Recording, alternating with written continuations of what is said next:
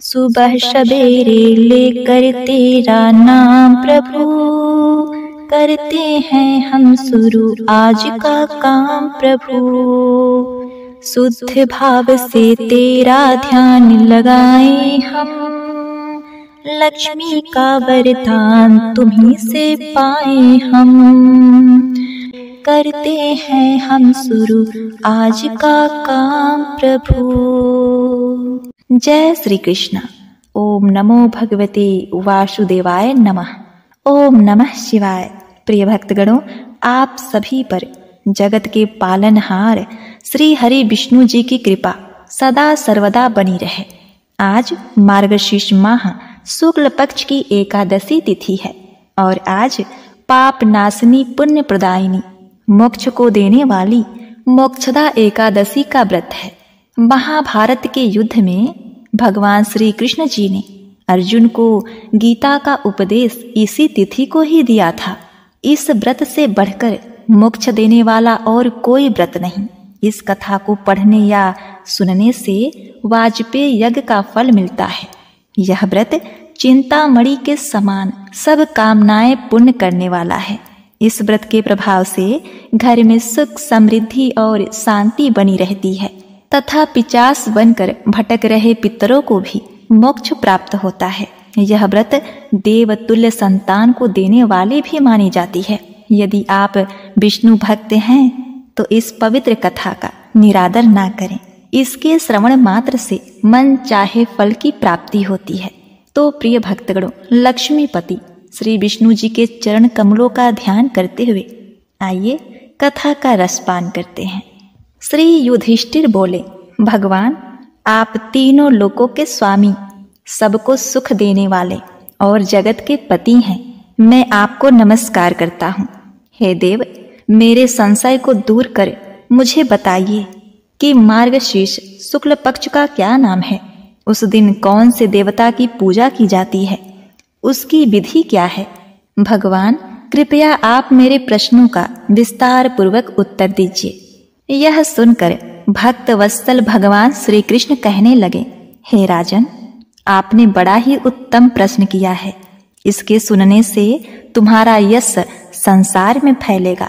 सुनो, मार्गशीर्ष माह के कृष्ण पक्ष में उत्पत्ति उत्पन्ना नाम की एकादशी होती है, जिसका वर्णन मैंने तुम्हारे समक्ष किया है। अब शुक्ल पक्ष की एकादशी का वर्णन करूंगा, जिसके श्रवण मात्र से वाजपेय यज्ञ का फल मिलता है। उसका नाम मोक्षा एकादशी, जो सब पापों का हरण करने वाली है। राजन, उस दिन यत्न पूर्वक तुलसी की मंजरी तथा धूप दीप से भगवान दामोदर का पूजन करना चाहिए। पूर्वोक्त विधि से दशमी और एकादशी के नियम का पालन करना उचित है। मोक्षदा एकादशी बड़े बड़े पापों का नाश करने वाली है। उस दिन रात्रि में मेरी प्रसन्नता के लिए नित्य गीत और स्तुति द्वारा जागरण करना चाहिए। जिसके पितर पापवश नीच योनि में पड़े हों, वे इसका पुण्य दान करने से मोक्ष को प्राप्त होते हैं। इसमें तनिक भी संदेह नहीं है। इस एकादशी व्रत के प्रभाव से नरक में गए हुए माता पिता पुत्र आदि को स्वर्ग की प्राप्ति होती है। आप ध्यान पूर्वक सुनिए। गोकुल नगर में बैखानस नाम का एक राजा राज्य करता था। उसके राज्य में चारों वेदों के ज्ञाता ब्राह्मण रहते थे। एक समय रात्रि को राजा ने स्वप्न में अपने पिता को नरक में पड़े हुए देखा। उससे उसे बड़ा ही आश्चर्य हुआ और प्रातः होते ही ब्राह्मणों के पास अपनी स्वप्न कथा कहने गया। उसने कहा, हे ब्राह्मण देव, मैंने अपने पिता को नरक में पड़े हुए देखा और उन्होंने मुझसे कहा कि हे पुत्र, मैं नरक में पड़ा हूँ, यहाँ से तुम किसी प्रकार मेरी मुक्ति करो।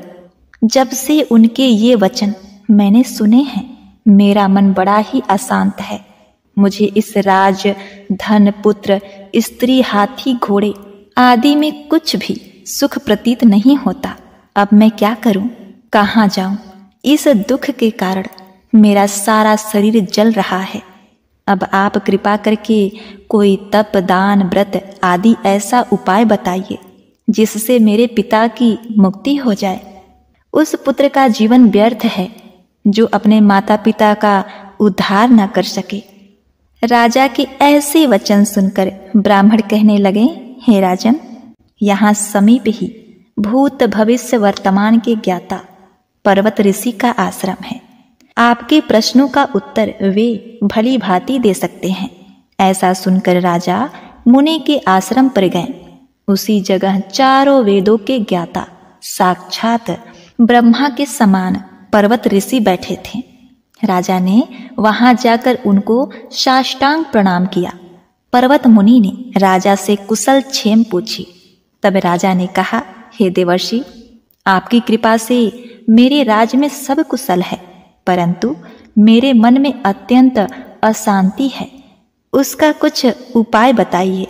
यह सुनकर पर्वत ऋषि ने एक क्षण के लिए अपने नेत्र बंद किए और भूत भविष्य को विचारने लगे। फिर बोले, राजन, मैंने योग बल से तुम्हारे पिता के सब कुकर्मों को जान लिया है। उन्होंने पूर्व जन्म में कामातुर होकर सौत के कहने पर दूसरी पत्नी को ऋतु दान मांगने पर भी नहीं दिया। उसी पाप कर्म के फल से तुम्हारे पिता को नरक में जाना पड़ा। तब राजा बोला, हे महात्मन, मेरे पिता के उद्धार के लिए कोई उपाय बताइए। पर्वत मुनि बोले, राजन, आप मार्गशीर्ष शुक्ल पक्ष एकादशी को व्रत करें और उस व्रत के पुण्य को अपने पिता को संकल्प दें। उस एकादशी के पुण्य के प्रभाव से अवश्य ही आपके पिता की मुक्ति होगी। मुनि के वचन को सुनकर राजा अपने महल में आया और कुटुंब सहित इस मोक्षदा एकादशी का व्रत किया।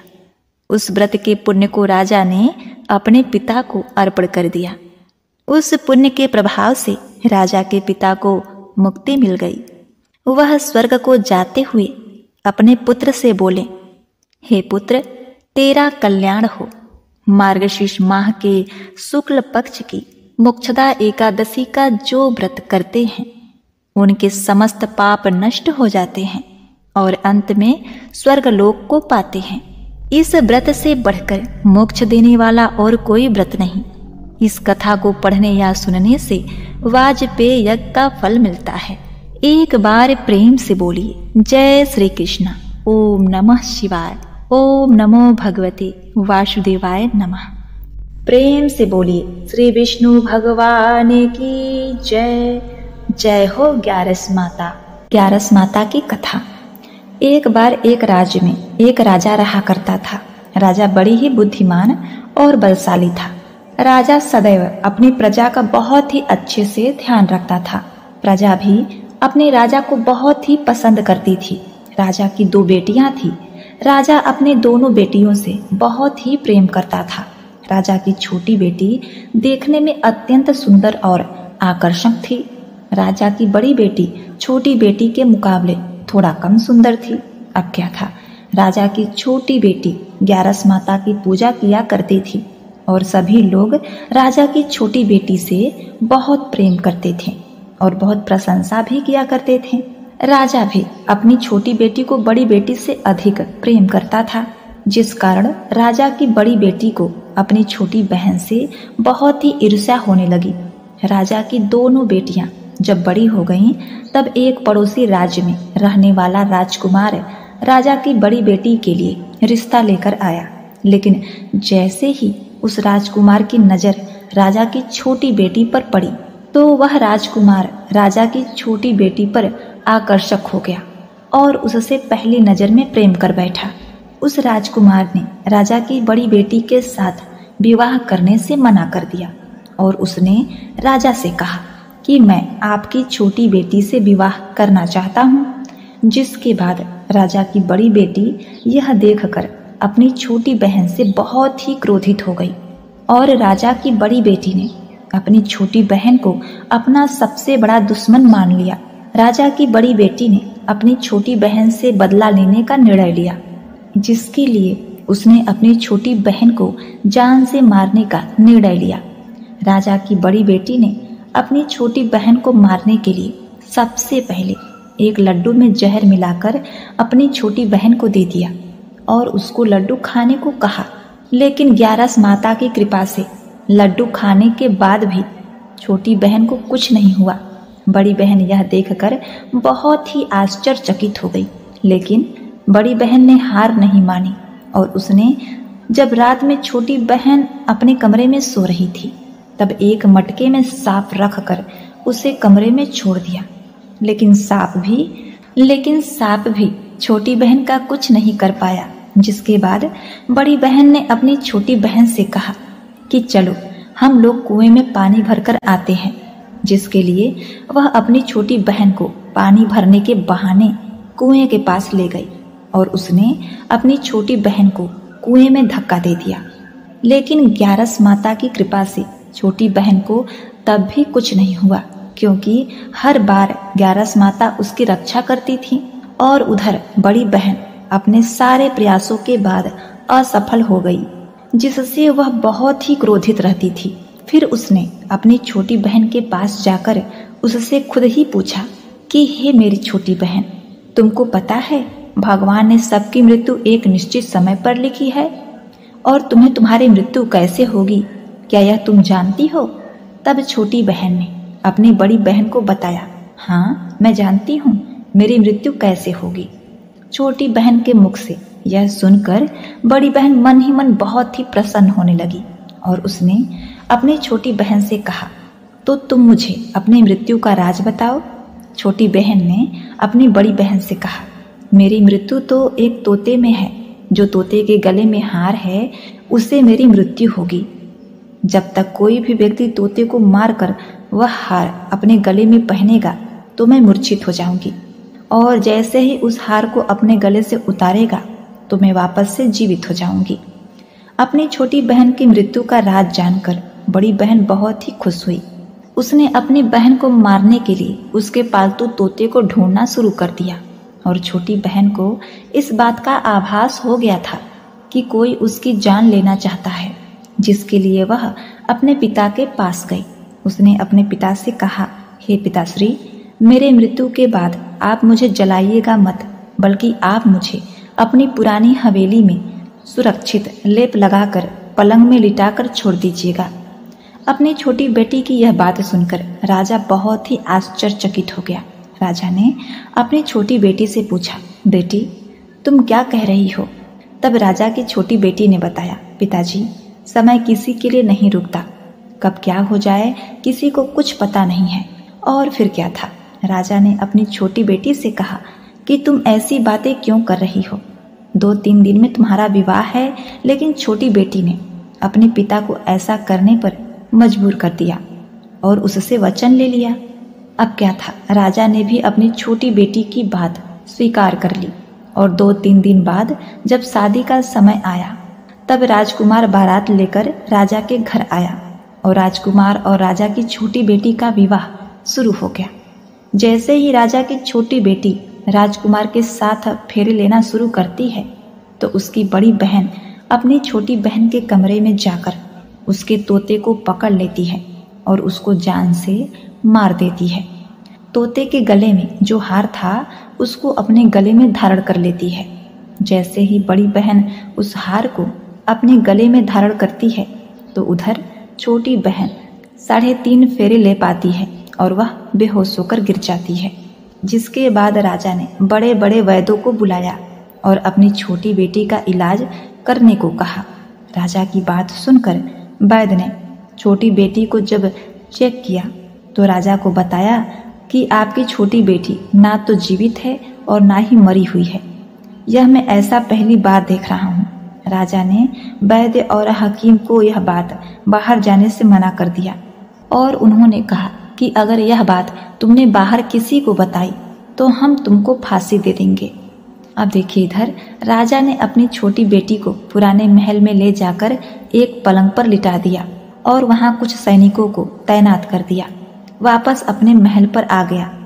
राजा की बड़ी बेटी अपने पिताजी के पास आई और कहने लगी, पिताजी अगर यह शादी संपन्न नहीं हुई तो आपकी इज्जत का क्या होगा? आप कहें तो मैं आपकी इज्जत बचाने के लिए राजकुमार से शादी करने के लिए तैयार हूँ। जिसके बाद राजा ने अपनी बड़ी बेटी की बात मान ली और राजा ने बड़ी बेटी को छोटी बेटी के कपड़े पहनाकर मंडप में भेज दिया। लेकिन राजकुमार यह जान गया था कि यह राजा की छोटी बेटी नहीं है, बल्कि यह राजा की बड़ी बेटी है। लेकिन जब राजकुमार ने शादी करने से मना किया तो राजकुमार के घर वालों ने राजकुमार को विवश करके राजा की बड़ी बेटी से बचे हुए फेरों को संपन्न करा दिया और विवाह करा दिया। जिसके बाद राजकुमार राजा की बड़ी बेटी को अपने महल ले गया। राजकुमार राजा की बड़ी बेटी से ना तो बात करता था और ना ही उसको पसंद करता था और ना ही उसके आसपास भटकता था। और राजकुमार ने यह फैसला कर लिया था कि वह अपनी प्रेमिका को ढूंढकर रहेगा और यह जानकर रहेगा कि उसके साथ क्या हुआ है। एक दिन राजकुमार अपने घोड़े पर सवार होकर राजा के पुराने महल के पास पहुंच गया, जहां पर उसने कुछ सैनिकों को देखा। महल के पास पहुंचकर राजा ने जब महल को ध्यान से देखा तो वह समझ गया यह तो हमारे ससुर जी का महल है।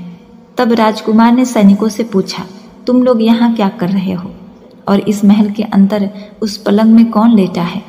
जिसके बाद सैनिक ने बताया कि यहाँ पर राजा की छोटी बेटी लेटी है। यह सुनकर राजकुमार बहुत ही प्रसन्न हो गया और वह तुरंत अपनी प्रेमिका के पास पहुंच गया और उसकी सेवा करने लगा।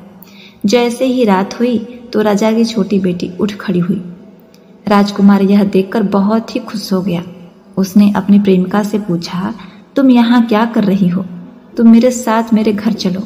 तब राजा की छोटी बेटी ने राजकुमार को सारी बातें बता दी कि मेरी जान एक तोते में बसी थी और मैंने यह बात सिर्फ अपनी बहन को बताया था और मुझे पता है कि उसने मुझे मारने का प्रयास किया है। उसके पास एक हार है जिसको वह सुबह पहन लेती है और रात को उतार देती है। तब तक वह हार को पहने ही रहती है, तब तक मैं मूर्छित रहती हूँ और जैसे ही वह हार को उतार देती है तो मैं जीवित हो जाती हूँ।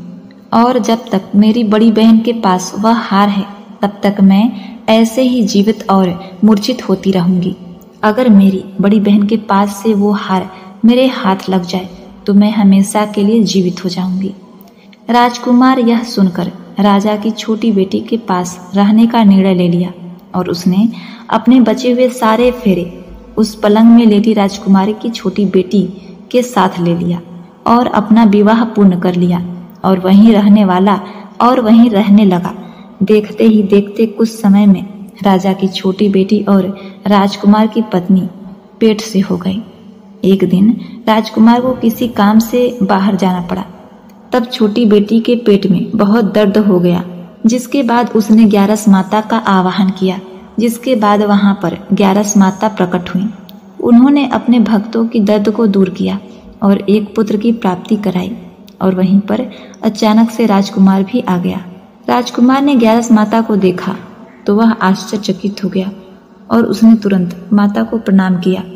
और ग्यारस माता ने कहा कि हे राजकुमार, जब तुम्हारा बेटा 5 वर्ष का हो जाए तो तुम अपनी पत्नी का हार लाकर उसके गले में डाल देना। और फिर क्या था, देखते ही देखते राजकुमार और राजा की छोटी बेटी का पुत्र 5 वर्ष का हो गया। तो राजकुमार अपने बेटे से कहता है, बेटा मैं कुछ काम से बाहर जा रहा हूँ, तुम अपनी माता का ध्यान रखना, और यहाँ से चला गया। राजकुमार को बाहर निकलता देख बड़ी बहन के सैनिक देख लेते हैं और बड़ी बहन को जाकर सारी बातें बता देते हैं। जिसके बाद बड़ी बहन अपनी छोटी बहन के पुत्र को वहां से उठा लेती है और उसको मरवा देती है। छोटी बेटी के पुत्र के 2 टुकड़े करवा देती है। पहला टुकड़ा चक्की के पास छुपा देती है और दूसरा टुकड़ा अपनी पलंग के नीचे रख देती है। अब ग्यारस माता एक बिल्ली का रूप धरकर उसके कमरे में चली जाती हैं और वहां पर छोटी बेटी के पुत्र को 2 टुकड़े को आपस में जोड़ देती हैं और उसे जीवित कर देती हैं। राजकुमार अपने बेटे को लेकर अपनी पहली पत्नी के पास जाता है और कहता है, अगर तुम इस बच्चे का अच्छे से ध्यान रखोगी तो मैं तुमसे बात करूंगा। एक दिन राजकुमार ने अपने बच्चे से कहा, तुम बड़ी माँ से उसके गले का हार मांग लो। जिसके बाद राजकुमार का लड़का अपनी माँ के पास जाता है और कहता है, बड़ी माँ, मुझे तुम्हारा हार चाहिए जो तुमने गले में पहन रखा है। यह सुनकर पहले तो बड़ी बहन बहुत ही क्रोधित हुई, पर उसको याद आता है कि राजकुमार ने कहा था कि अगर मैं इस बच्चे का ध्यान रखूं तो वह मुझसे अच्छे से बात करेगा, मुझे पत्नी के रूप में स्वीकार करेगा, जिसके कारण वह हार को उस बच्चे को दे देती है और वह बच्चा तुरंत हार को ले जाकर अपने पिता को देता है और वह अपने बेटे को लेकर वहां से चला जाता है। जिसके बाद वह राजा के पास जाता है और उसकी सारी बातें बताता है। राजा अपनी बड़ी बेटी की यह करतूत सुनकर बहुत ही क्रोधित होता है। इधर राजा ने अपनी छोटी बेटी का पुनः विवाह राजकुमार से कराया और उनके साथ रहने की आज्ञा दे दी। एक बार प्रेम से बोलिए, जय हो ग्यारस माता। हे ग्यारस माता, जिस प्रकार आपने छोटी बेटी के बच्चे की रक्षा की, छोटी बेटी के प्राणों को बचाया, उस पर कृपा दिखाई, उसी प्रकार आप इस कहानी को सुनने वाले, कहने वाले और हुंकारा भरने वालों के ऊपर कृपा बरसाना। जय माता लक्ष्मी। ओम नमः शिवाय। प्रिय भक्तों, अब आइए सुनते हैं सभी मनोकामनाओं को पूर्ण करने वाली गणेश जी और माता तुलसी जी की कथा। एक बार की बात है, भगवान भोलेनाथ और माता पार्वती दोनों कार्तिकेय और गणेश जी के विवाह की चर्चा कर रहे थे। तभी वहां गणपति जी आ जाते हैं और माता पिता को प्रणाम करके खड़े हो जाते हैं। तब माता कहती हैं, आओ पुत्र, हम तुम्हारी बात कर रहे थे। तब गणेश जी बोले कि वो क्या बात है माता? माता बोली, हम तुम्हारे विवाह की बात कर रहे हैं। तब गणेश जी ने कहा, विवाह नहीं करूंगा, अतः आप मेरे लिए परेशान ना हो। हे पिताश्री, मैं इस विवाह के बंधन में नहीं बंधना चाहता। यह कहकर वह तप के लिए एक जंगल में चले जाते हैं और तप करने लगते हैं। तभी वहां पर एक राजकुमारी आती है और गणपति जी का एक अजीब सा रूप देखकर उन पर मोहित हो जाती हैं और उनकी तपस्या भंग करने लगती हैं। जब गणेश जी की तपस्या भंग हो जाती है, तब भगवान गणेश उस स्त्री से कहते हैं, हे स्त्री, तुम कौन हो और मेरी तपस्या क्यों भंग कर रही हो? उस स्त्री ने कहा, हे प्रभु, मैं तुलसी हूँ और वर की तलाश में निकली हूँ, अतः आप मुझे अपने लिए योग्य वर लगे, इसीलिए मैं आपकी तपस्या भंग कर रही थी। तब गणेश जी बोले, हे स्त्री, तुमसे विवाह नहीं कर सकता, क्योंकि मैंने विवाह ना करने की ठानी है और मैं अपने माता पिता की सेवा करना चाहता हूँ। बस मैं विवाह के चक्कर में नहीं पड़ना चाहता, अतः आप अपने लिए कोई और वर देख लीजिए। फिर राजकुमारी तुलसी को क्रोध आ जाता है और वह गणेश जी को श्राप देती हैं और कहती हैं, तुमने मेरा अपमान किया है और आगे जाके तुम 2 स्त्रियों के पति बनोगे, और भी ज्यादा अपमानित शब्द कहने लगी। तब गणेश जी को क्रोध आ जाता है और गणेश जी बोले, मैं विघ्नहर्ता गणेश तुम्हें श्राप देता हूँ कि तुम कल की युग में एक वृक्ष का रूप लोगी और असुर से तुम्हारा विवाह होगा। यह श्राप सुनकर वह गणेश जी से माफी मांगती हैं और रोने लगती हैं। तब गणेश जी उनको रोता देखकर क्षमा कर देते हैं और तुलसी को यह वरदान देते हैं कि तुम कलयुग में पूजी जाओगी और श्री विष्णु की पूजा तुम्हारे बिना पूरी नहीं होगी और मेरी पूजा से तुम दूर रहोगी और घर घर तुम्हारी पूजा होगी। तुम सब वृक्षों में प्रथम होगी और श्रेष्ठ होगी। इस तरह से गणेश जी माता तुलसी को वरदान देके वहां से चले जाते हैं। कुछ समय बाद गणेश जी को विवाह का मन करने लगा और वह विवाह करना चाहते थे, पर कोई भी देवता गणेश जी का अजीब सा रूप देखकर अपनी पुत्री देना नहीं चाहते थे। जब किसी देवता का विवाह होता तो गणेश जी को बड़ा ही क्रोध आता। एक दिन गणेश जी और मूषक ने मिलकर एक योजना बनाई और कहा कि जब मेरा विवाह नहीं होता तो मैं किसी का विवाह नहीं करने दूंगा।